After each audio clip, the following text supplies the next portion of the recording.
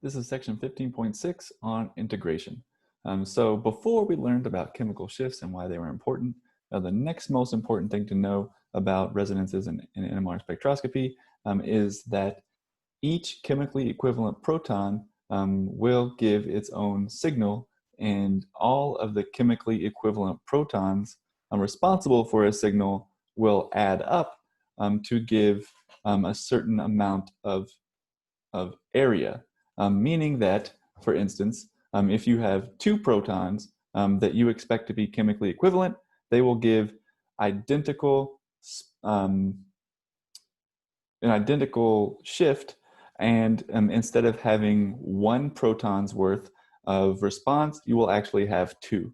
And the computers that we use to process NMR spectrum can integrate the area underneath the curves of each resonance to show us this precisely. In your book, they have some very nice examples of this in that take this proton NMR here that we're looking at. We have two types of protons, or sorry, we have four types of protons, 1, 2, 3, 4, and we have two groups of protons, meaning that one group has a general integration of around 27, these two guys here, and another group has an integration of around 40.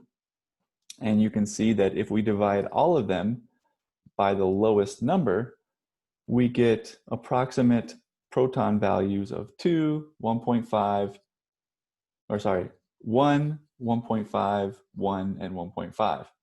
So what this tells you is that in this spectrum, for every one proton responsible for this one and this one, there are 1.5 protons responsible for this one and this one. Now, this can be very helpful because in certain molecules, it helps you understand how many protons you might expect. Because in the case of 3-pentanone, for example, you only have two protons due to symmetry. This carbon's protons and this carbon's protons, both of the alpha carbons, their protons are chemically equivalent, while the two beta carbons also have chemically equivalent protons. So that's why in the spectrum of 3-pentanone, there is only two signals. However, the integration of these signals is shown here, where one has an integration around 32 and the other one around 48. Again, integrations are relative, and we divide each of these by the lowest one. So 32 divided by 32 is 1. 32 divided by 48 is 1.5. But since you can't have 1.5 protons, we have to multiply by integers starting from 1 in order to find out how many protons we might have in the molecule.